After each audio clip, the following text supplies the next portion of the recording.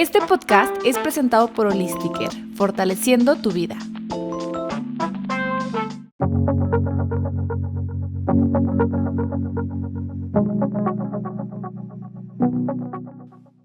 Estoy muy contento de tener aquí a la doctora Jenny Rodríguez, especialista en oncogenética y también tiene una maestría en oncología molecular. Esto es ahora como que la ciencia que está avanzando más, tenemos cada vez más información y hoy quería platicar con ustedes sobre pruebas genéticas hereditarias. ¿Qué es esto? Nosotros conocer tal vez el riesgo que pudiéramos tener de una enfermedad oncológica y entonces pues quién mejor que ella para explicarnos. Muchas gracias de estar aquí. No, doctor, muchísimas gracias a usted por la invitación. Para mí es un honor estar acá y poder transmitir esta información tan valiosa en el área de la oncología.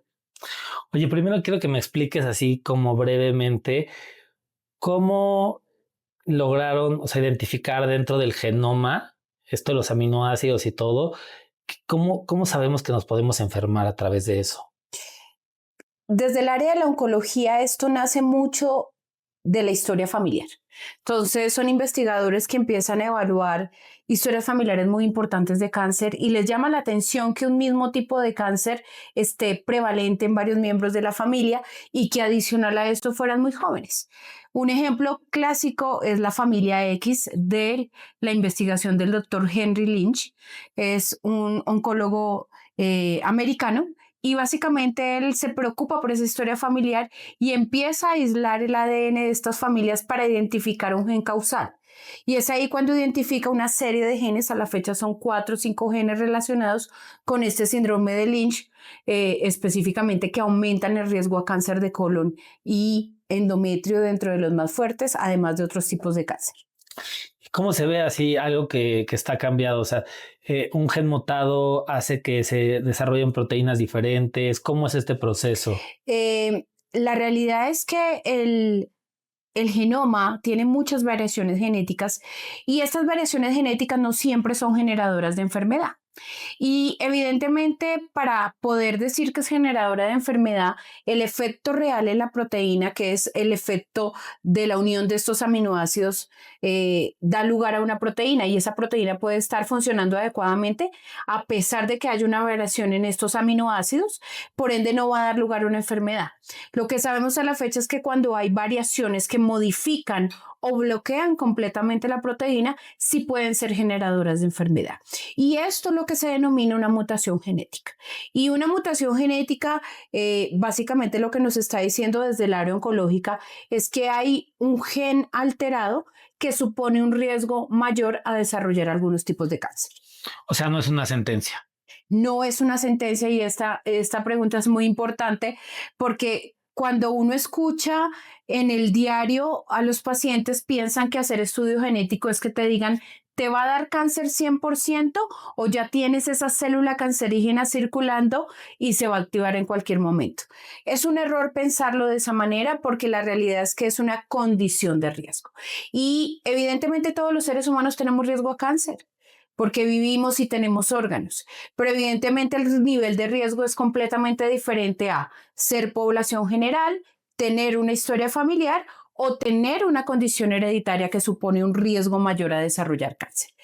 Por ende, establecer quién tiene una condición hereditaria supone un riesgo y unas estrategias de prevención y detección temprana. Hoy vamos a platicar de una prueba que se llama MyRisk, ¿no? O sea, que nos explicaras qué es la prueba de MyRisk. Es una prueba dirigida a identificar alteraciones genéticas que suponen un riesgo mayor a diferentes tipos de cáncer. Algo muy importante también es entender que no es una prueba que mida a cualquier tipo de cáncer. Son cánceres que a la fecha han tenido una evidencia sólida e importante de aumento en el riesgo a cáncer. Puntualmente, con esta prueba identifica cáncer heredofamiliar. Lo que hablábamos anteriormente, una mutación que supone un riesgo. Puntualmente evalúa 48 genes relacionados con diferentes tipos de cáncer. Son 11 órganos target, mama, ovario, colon y recto, próstata, páncreas, melanoma, que es cáncer de piel, útero, estómago, algo pequeñito de cáncer de pulmón, tumores renales y tumores endocrinos. Entonces es una prueba muy robusta que evalúa el riesgo hereditario en el paciente y como espejo, miembros de la familia. Eso de miembros de la familia, ¿qué quiere decir? O sea, yo al hacerme la prueba estoy ayudando a prevenir alguna enfermedad de mi hijo o a detectar alguna enfermedad que pudiera, algún gen mutado que pueda tener mi hijo. De manera directa no, pero de manera indirecta sí. Es decir, si usted realiza un estudio genético para cáncer, que más adelante hablaremos que no es una prueba como tal de screening, pero si se identifica una condición hereditaria, lo que me está diciendo es que los hermanos e hijos de ese paciente tienen una probabilidad del 50% de heredar la misma variante o la misma mutación. No es del 100%, no es del 25%, porque estas generalmente son unas condiciones que se denominan dominantes, es decir, 50% de probabilidad. Por ende, para saber si sus hijos tienen o cargan esa misma variante, se debe hacer estudio genético a ellos con esa variante. Pero son estudios genéticos que no se hacen en menores de 18 años, porque estamos evaluando genes para cáncer. Entonces, no se ha visto cáncer relacionados con estos genes puntuales que evaluamos a edades tan tempranas, excepto por un par de genes, pero lo más importante es que la vigilancia en estos pacientes que tienen condiciones hereditarias empieza a partir de los 25 años. Entonces, por eso, de manera directa, que usted tenga la condición hereditaria no supone que sus hijos ya la tienen, supone que hay un 50% de probabilidad y que debemos hacer ese estudio genético en los demás miembros de la familia para saber quién lo heredó o quién no lo heredó. ¿Y me podrías contar de que yo en mi consultorio, ¿no? Tengo la prueba y se le toma una prueba de sangre al paciente y se mete aquí en un tubito especial y pasan por ella. ¿Qué pasa? ¿Cuál es el proceso que lleva la prueba hasta que me la entregan ya por escrito? Es facilitar, obviamente, que el médico en su consulta pueda utilizarla para esos pacientes que vienen de fuera, para ese paciente que no tiene la posibilidad de moverse fácilmente, pero sí quiero que quede claro que es una prueba que debe ser ordenada por un médico. No es una prueba de consumidor que tú vayas y la compres, sino que el médico ordena porque hay una justificación de hacerlo. ¿Cuál es el proceso? Después de tomar la muestra de sangre, el tubo que viene en el kit ya viene muy preparado para que esto no se coagule, para que no haya daños en esa muestra de ADN. Se envía directamente al laboratorio de referencia acá en la Ciudad de México y de aquí sale directamente a evaluación en los Estados Unidos en el laboratorio local, donde se hace todo el proceso de algo que nosotros denominamos NGS, que es una técnica de secuenciación de nueva generación que nos permite evaluar el estatus de todos estos genes. Sale un reporte final y es importante aclarar que cuando sale una alteración genética, este estudio genético es confirmado mediante una técnica mucho más compleja que se llama Sanger, para asegurar claramente que ese resultado es positivo. Luego de que pasa muchos checklists, la prueba sale con el visto bueno del jefe del laboratorio para dar un informe final para que le llegue al médico tratante. Oye, cuéntanos cómo es este informe. ¿Cuál es el informe que tú entregas a los médicos? El informe es muy amigable, a diferencia de otros laboratorios, porque maneja colores. Entonces, en el informe, en la primera hoja, lo que vamos a ver es toda la información del médico, del paciente, y va a haber un colorcito. Generalmente el color verde, lo que le está diciendo en términos muy visuales es tranquilo, puede pasar, no hay una condición hereditaria. Hay color amarillo que dice no identifique una condición hereditaria, pero usted tiene una historia familiar y esto requiere una atención especial. Ahorita le contaré de otra prueba que viene incluida en el MyRisk, que sirve para definir riesgo. Y color rojo le está diciendo, deténgase, hay una condición hereditaria, tenemos que empezar un plan de manejo. En las siguientes hojas viene toda la parte del laboratorio, la técnica que utilizó, la cobertura, profundidad, pero también viene toda la información de si hay algo alterado, cuál es el plan de manejo para su paciente. Esto no lo tienen otros laboratorios, simplemente te dicen hay la alteración o no la hay.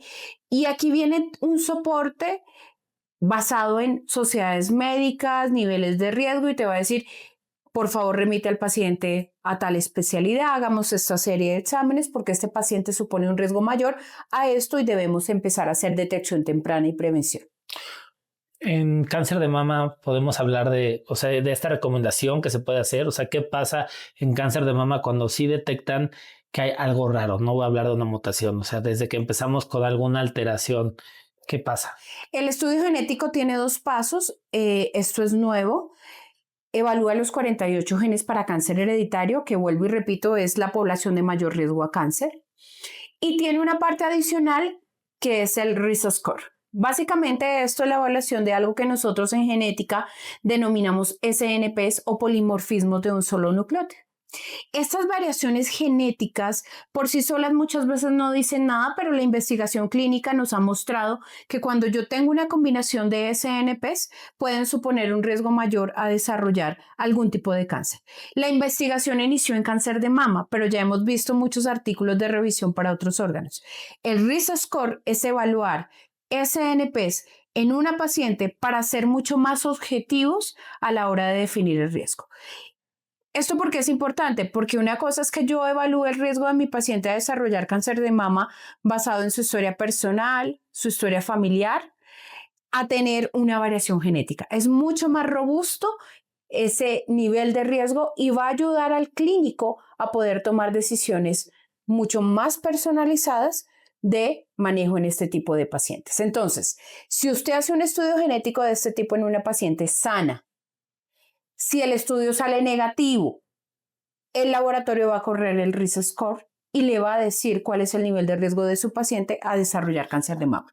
O sea que con esta prueba en cáncer de mama tú le puedes decir a alguien, tienes 16% de desarrollar cáncer de mama. Así es, generalmente los niveles de riesgo a cáncer de por vida, generalmente de aquí a los 80-90 años de cada persona, tienen 3 niveles de riesgo. Riesgo poblacional, el que tenemos la gran mayoría. Riesgo moderado familiar, quiere decir, oiga, hay una historia familiar que supone un poco de riesgo mayor o tiene condiciones personales que tienen un riesgo mayor. Y riesgo alto o hereditario, ¿sí? Es decir, hay una condición hereditaria establecida. La duda siempre ha sido en el riesgo moderado, porque son riesgos muy amplios. Es decir, yo puedo decir que una paciente está en el 15 o puede estar en el 50. Y claramente ese nivel de riesgo es completamente diferente en cuanto a estrategias de prevención. Si este estudio, Risk Score, te dice el nivel de riesgo de esta paciente de por vida a desarrollar cáncer de mama es del 25 o sobrepasa el 20%, es una estrategia muy importante a la hora de definir el uso de la resonancia magnética nuclear de mamas, que es un estudio muy sensible, lo que utilizamos en la práctica diaria en pacientes que tienen un riesgo mayor a desarrollar cáncer de mama. En escenarios donde yo no puedo hacer resonancia, como puede pasar en nuestros países, pues podemos hacer una mamografía con tomosíntesis, por ejemplo. O lo otro, claramente, es poder sugerir algunos medicamentos reductores de riesgo. En cáncer de mama hay varios medicamentos, uno de ellos más estudiado para disminuir el riesgo a cáncer de mama, que claro, van de la mano con el cirujano oncólogo, mastólogo, oncogenetista para tomar este tipo de decisiones. ¿A partir de qué riesgo que identifica la prueba de cáncer de mama se necesitaría ya un medicamento como un tamoxifeno baby con dosis pequeñitas? En ese momento, todo esto es basado en investigaciones en Estados Unidos y en 1997 aparece la Sociedad Americana contra el Cáncer con unos modelos de riesgo que determinan de forma mucho más precisa el riesgo a 5 años. Entonces, cuando yo voy a tomar la decisión de medicamento reductor de riesgo, puedo utilizar Risk Score o un modelo que se llama GATE. Y lo que está establecido por la Sociedad Americana contra el Cáncer y en población latina es que si ese nivel de riesgo a 5 años está por encima del 3%, usted podría sugerir el medicamento reductor de riesgo. Y como usted decía, doctor, algo muy bonito que apareció hace unos años es poder utilizar dosis un poco más bajas con efectos colaterales, pues menores, evidentemente, con este medicamento. La prueba es para todos, o sea, yo sé que no es una prueba que pues para ver si tengo el gen nada más, debe ser indicada por un médico que está sospechando algo, pero hay personas a las que tú recomiendas no hacérsela. Algo importante en cáncer heredofamiliar es que la población logre entender que hablar de cáncer hereditario es una condición rara e inusual. 5 a 10% de la población mundial en cáncer, por eso no todos los pacientes necesitan un estudio genético.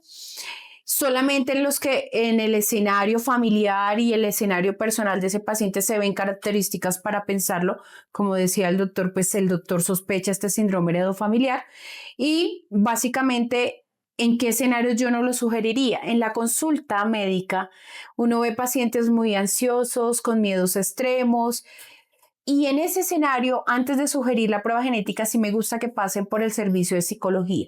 Entonces, en realidad, el paciente que tiene cancerofobia debemos tener mucho cuidado en realizar este tipo de estudios. ¿Cuánto cuesta una prueba genética como esta, como MyRisk? Alrededor de los 50,000 pesos mexicanos. Ok, yo creo que está muy accesible para todo lo que nos da.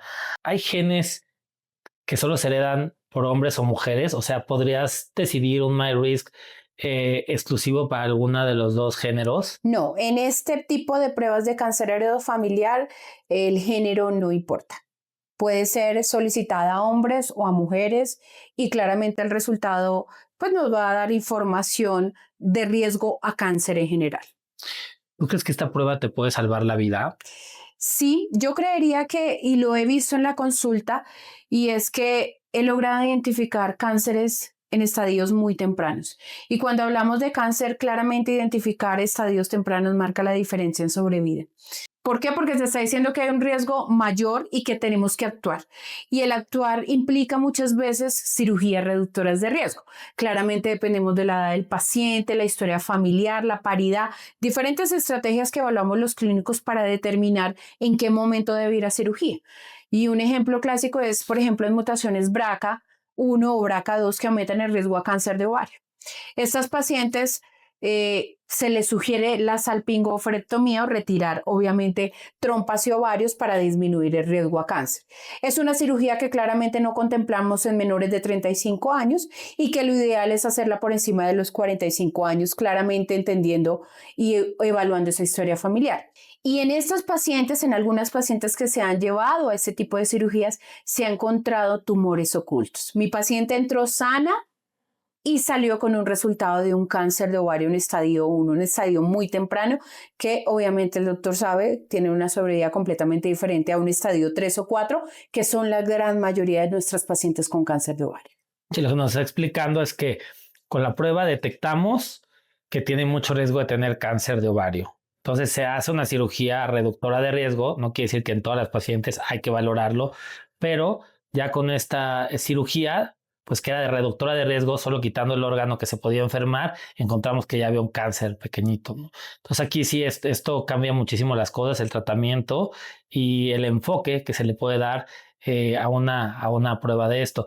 ¿Tienes algún ejemplo aparte que ves que se haga una gran diferencia o como que de repente no estaba esperado ese resultado y que hay algunos tal vez de pulmón que comentaste u otras que tiene mucho efecto, o sea, que nos ayuda a la prueba a detectar? Yo creo que uno de los órganos, al igual que el cáncer de ovario, que se detectan de manera mucho más tardía es páncreas. Y cuando uno habla de algunos genes de predisposición, son pacientes que ya sabemos que debemos cuidar de manera diferente. No hay screening para cáncer de páncreas en la población general, pero sí establecido en pacientes de mayor riesgo y este es el escenario perfecto, donde ya estamos sugiriendo hacer resonancias o algo que denominamos ecoendoscopia.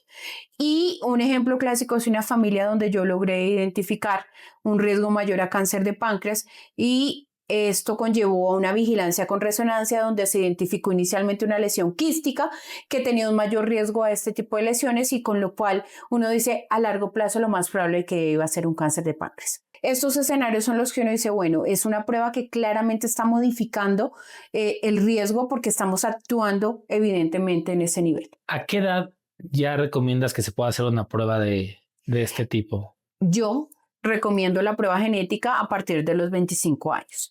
Si bien sabemos a los 18 años ya por mayor de edad se puede solicitar, pero creo que hacerla a los 25 depende mucho de la vigilancia que vamos a tener. Y todas las sociedades médicas a nivel nacional y mundial sugieren que la vigilancia en estos síndromes hereditarios sea a partir de los 25 años. Razón por la cual y por madurez, además de entender el concepto de riesgo, las implicaciones que traduce a hacer este tipo de manejos radicales como cirugías, la edad ideal sería 25. Claro, hay escenarios donde tomo decisiones más temprano porque hay una historia familiar de cáncer muy joven o por otras cosas, pero habitualmente hacia los 25 años. Sí, porque hay casos que le hacen una prueba así a un niño de 3 años y resulta que es positivo a alguna mutación y entonces crece con la idea de que le puede dar cáncer, ¿no? Exacto. Con una sobreprotección. Generalmente no se hacen a no ser que sean niños que nacieron con una enfermedad rara o inusual, donde se hacen unas pruebas que se llaman genomas completos, es decir, evalúan múltiples genes y por hallazgo incidental posiblemente encuentren una variante en un gen que predispone a cáncer, pero lo que sí sabemos es que independientemente de ese resultado no se actúa ahí, sino con screening normal como se hace de pediatría cada año y ya cuando es mayor de edad evidentemente se empezarán a hacer otro tipo de estrategias. La gente dice a veces que el cáncer es genético y tú me dices que el cáncer hereditario es del 10% aproximadamente, ¿no? Entonces, ¿qué pasa con el otro 90%? 100% del cáncer es genético porque hay un daño en un gen. Ok. Pero decir genético y hereditario es completamente diferente porque genético es un daño en un gen más no heredado. Solamente el 10% de los cánceres son hereditarios. El 70% es una condición que se denomina adquirida o esporádica. Quiere decir, hay una combinación de eventos a lo largo de la vida del paciente que llevan a que desarrolle el cáncer. Envejecemos, hay factores intrínsecos, es decir, en nuestro cuerpo interno hay una serie de mecanismos moleculares que pueden conllevar al desarrollo de la enfermedad o los factores externos que tanto hablamos. La obesidad, el tabaquismo, el alcohol, la radiación. Yo soy partidaria de hablar de las emociones también en cáncer. Entonces, ese es el 70% de las causas de cáncer. El 10% 15% hereditario y queda un 20% que nosotros denominamos cáncer familiar. Quiere decir, es una familia donde hay cáncer, descarté la condición hereditaria. Quedan en esa categoría moderada de una vigilancia diferente al de la población general y la condición hereditaria. ¿Cuánto tiempo tienen siendo muy efectivas estas pruebas? Myriad, que es el laboratorio que secuenció por primera vez el gen BRCA1 hace más de 25 años. Entonces, desde hace 25 años viene haciendo estudios genéticos inicialmente mucho en Europa y Estados Unidos, pero ahí la población latina que ha hecho estos estudios pues es amplia. Y eso dio paso que inicialmente hacíamos solamente un par de genes, BRCA1, BRCA2 o los de colon, y con el tiempo, hasta 2017 más o menos, aparece la justificación de hacer un estudio genético mucho más amplio que cubriera múltiples genes que aumentaban el riesgo a cáncer en términos mucho más amplios. Sabemos que está indicado hacer las pruebas por un médico y que pues tiene que ver mucho con la historia clínica, pero ¿tú ya te hiciste una prueba? No. ¿No? No tengo historia familiar de cáncer, razón por la cual pues no tengo la indicación. Y este es un tema muy álgido, ¿por qué? Porque muchos pacientes que llegan a mi consulta sin historia familiar de cáncer solo por miedo quieren hacerse el estudio genético. A pesar de que les explico que es una probabilidad muy baja, deciden hacerlo. Pero esto también es muy común en Estados Unidos. En Estados Unidos los pacientes muchas veces pagan el estudio independientemente de si cumplen el criterio o no. ¿Qué se ha visto? Que sigue siendo raro e inusual, pero en medicina no hay nada blanco ni negro.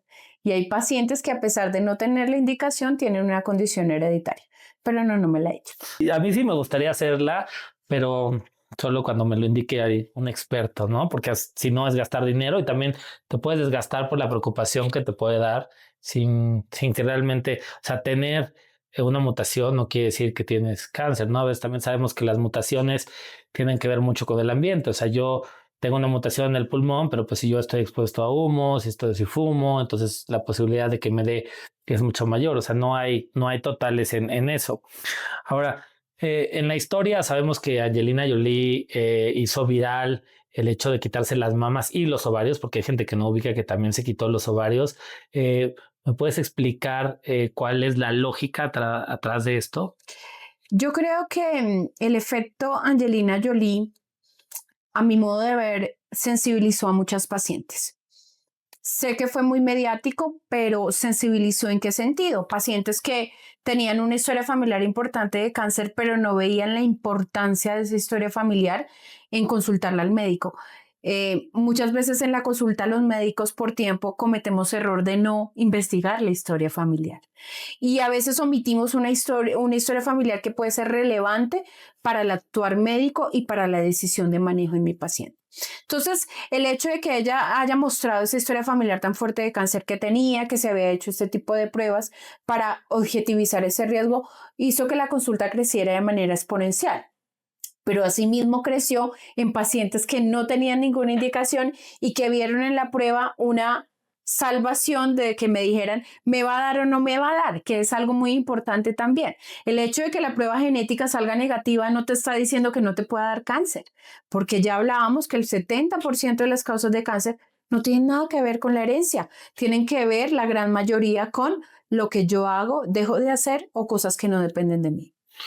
Si tu hermana tiene cáncer de mama, ¿estaría indicado hacértela? Depende mucho de la edad y depende mucho de la edad del diagnóstico de la paciente, del tipo de tumor y de la historia familiar. Generalmente son pruebas diseñadas o dirigidas a pacientes que desarrollaron el cáncer joven es definido menor de 50 años, pacientes que tienen más de 2 o 3 familiares con el mismo tipo de cáncer independientemente de la edad, la abuela, la mamá y la hermana, por ejemplo. Pacientes que tienen un verticalismo, una historia familiar muy fuerte, oye, cáncer desde los abuelos, tíos, primos, hermanos, un compromiso por varios grados de consanguinidad o una combinación de cánceres. Entonces uno ve que hay cáncer de mama y ovario en la misma familia, es como una banderita roja que te está diciendo, por favor, consulta. Cáncer de colon y útero en la misma familia. O lo otro, y que es muy común aquí en México y hay que recalcarlo, la población judía ashkenazi. Tiene una tasa o una prevalencia de condiciones hereditarias muy importantes. Entonces, si no me cumple la edad, por ejemplo, cáncer, así sean 60, 70, pero tienen esa ancestría, debería consultar con el oncogenetista para hacer el estudio genético. Los judíos ashkenazi es que tienen mutaciones o que tienen, ¿qué es lo que hacen? Tienen una tasa mayor al de la población general de tener variantes patogénicas en los genes BRCA1 y BRCA2 puntualmente. Entonces a los judíos ashkenazi sí valdría la pena hacerles la prueba. Si hay algún miembro de la familia con cáncer. Okay. O sea, no tenemos que ser tan estrictos a la hora de la edad, de que sean 3 con el mismo tipo de cáncer y demás. Ya con un solo familiar con cáncer y la ancestría, sí valdría la pena hacerlo. Estos genes de BRCA1 y BRCA2 que son para mama, ¿sirven para otros tipos de tumores? ¿Para cuáles? BRCA1 es mama y ovario y algo de próstata. BRCA2 es mama, ovario, próstata, páncreas y melanoma, que es cáncer de piel. Y yo, como siempre he dicho a mis pacientes, no es solamente la variación genética o la mutación, sino también la historia familiar. Me explico. Sé que el gen tiene relación con mama, ovario, próstata, pero en la familia veo mucho cáncer de colon. Puede ser que ese cáncer de colon no tenga relación con la mutación, pero hay cáncer de colon, lo que me obliga a ser más cuidadosa con la vigilancia en colon.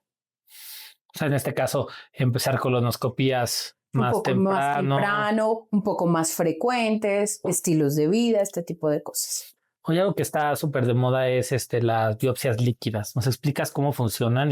La biopsia líquida está en este momento en el escenario de cáncer ya, no es en el escenario preventivo. Es un estudio que se desarrolla para evaluar algo que nosotros denominamos células tumorales circulantes.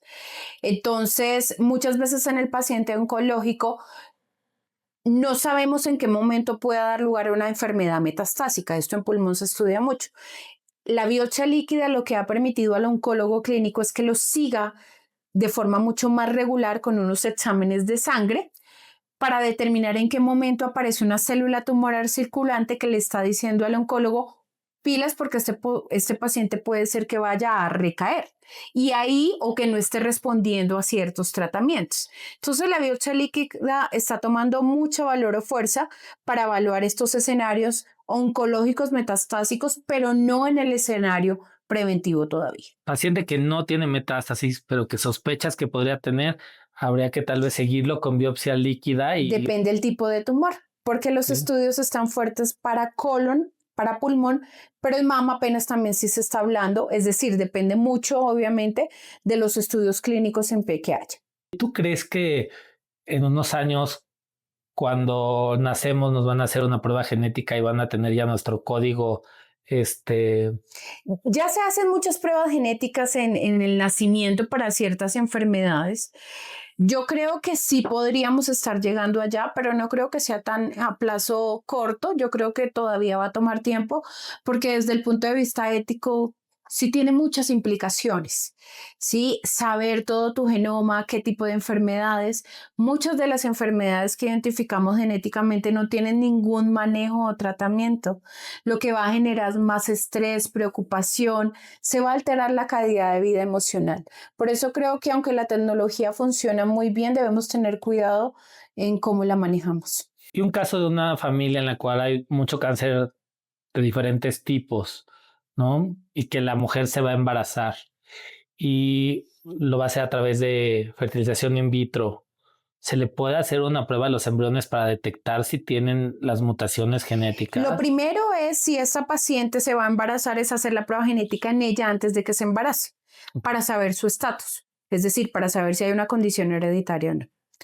Cuando tenemos ese resultado, pues ya la paciente decidirá si entra algo que se denomina diagnóstico genético preimplantacional, y es esos embriones estudiarlos genéticamente para saber si heredaron la alteración genética de la mamá.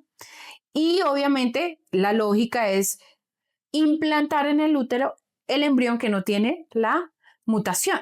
Ese es en el único evento donde se frena una condición hereditaria. Pero volvemos al tema ético. Ya depende mucho de lo que piense el paciente si quiere hacer este estudio. Yo tengo un par de pacientes muy jóvenes con mutaciones en BRCA1 que decidieron no hacer el estudio genético en embriones, decidieron dejarlo al azar, básicamente, pero se puede hacer inclusive en estas pacientes jóvenes. Tú que sabes tanto de genes, ¿me puedes explicar un poquito qué es la epigenética? La epigenética básicamente es como sobre la genética, es decir, es una condición donde se modifica el ADN a través de dos mecanismos. Básicamente uno de ellos muy conocido se llama metilación, y lo que hace es como si yo silenciara una parte de un gen para que no se expresara de manera adecuada. Entonces, esto es importante porque muchas enfermedades no oncológicas están siendo estudiadas epigenéticamente hablando. La obesidad, trastornos psiquiátricos, cardiovasculares, y básicamente es eso, evaluar unos mecanismos epigenéticos para saber si hay un silenciamiento o no de una parte del gen. Inclusive hay ciertos tratamientos en esa área también en estudio. Oye, hay todo un boom ahora de suplementos y cosas para epigenética. ¿Qué opinas de eso? No conozco mucho en el área no oncológica, pero sí podría decir en el área oncológica, que nos faltó decir que estos estudios genéticos nos pueden ayudar en pacientes oncológicos a definir o decidir ciertos tipos de tratamiento. Ejemplo, en pacientes con cáncer de mama, ovario, próstata y páncreas que tengan alteraciones en los genes BRCA1 y BRCA2, pueden dirigir ciertos tratamientos como los inhibidores de PARP. ¿Sí? Entonces, son moléculas, eso es lo que nosotros denominamos en oncología como medicina de precisión. Si tiene el biomarcador que es BRCA, le podemos dar este medicamento porque va a funcionar muy bien. Hace tiempo leí en un libro bastante reconocido algo que me llamó la atención y dice que antes las pacientes que tenían gen BRCA positivo desarrollaban menos cáncer y ahora están desarrollando más porcentaje. O sea, lo voy a tratar de explicar otra vez, ¿no? Una mujer a los 50 sabía que tenía el gen, pero solo tenía el riesgo de desarrollar cáncer 30%. Y ahora una mujer que tiene el gen tiene más riesgo. ¿Esto es cierto? Lo que sabemos, y eso no ha cambiado, es que las pacientes portadoras de condición hereditaria tienen mayor riesgo a desarrollar cáncer. Una cosa es hablar de riesgo a cáncer y otra cosa es hablar de riesgo contralateral cuando ya se tuvo cáncer, que tal vez es lo que leyó el doctor. Es decir, en una paciente que tenga una mutación en BRCA1, tuvo cáncer de mama. Una de las preguntas usuales es, ¿debo llevar a mastectomía contralateral, es decir, operar la otra mama? Lo que se ha visto es que sí hay una justificación clara en hacerlo, pero en mujeres por encima de los 65 años ya no, ¿Por qué? Porque el riesgo de cáncer de mama contralateral es casi igual al de la población general. Entonces, tal vez a eso se refería. Adicional a eso, lo que sí es cierto que está en boga ahora es algo que se llaman mutaciones de baja penetrancia.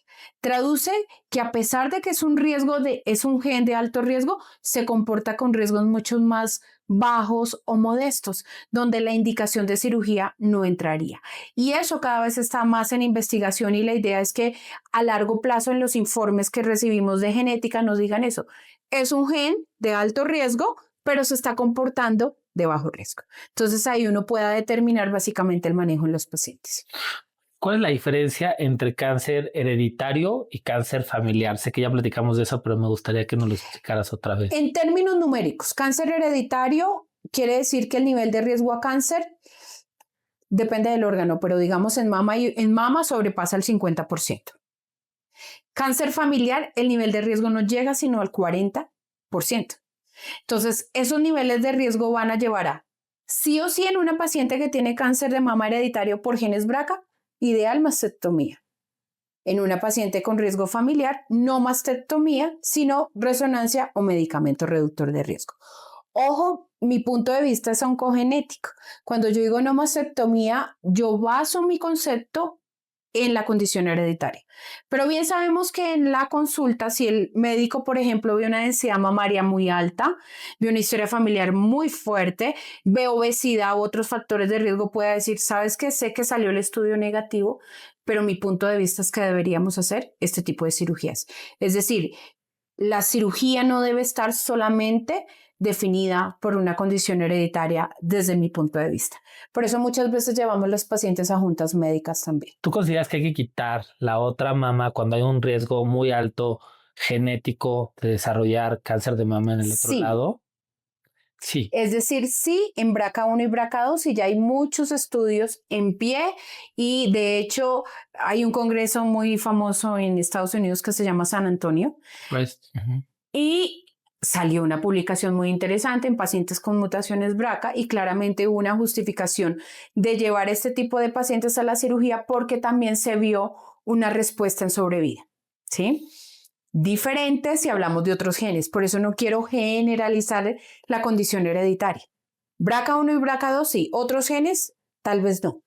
Una mujer con cáncer de mama que ya tiene más de 65 años, ¿no sería indicado quitarle la otra mama? No, así sea BRCA, porque el estudio mostró que el riesgo de cáncer contralateral es casi el de la mismo de una mujer de cáncer de mama sin mutación en BRCA.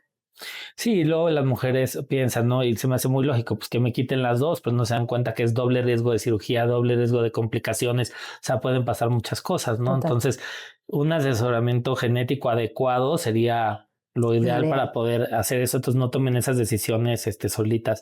Mi mensaje es que si hay una duda de riesgo a cáncer por la historia personal, por la historia familiar, por los estilos de vida, poder asesorarse con el médico tratante, poder ir a una consulta oncogenética para poder tomar de la mano con el asesor este tipo de decisiones. ¿Necesito o no la prueba? ¿Qué tipo de prueba debería realizarme?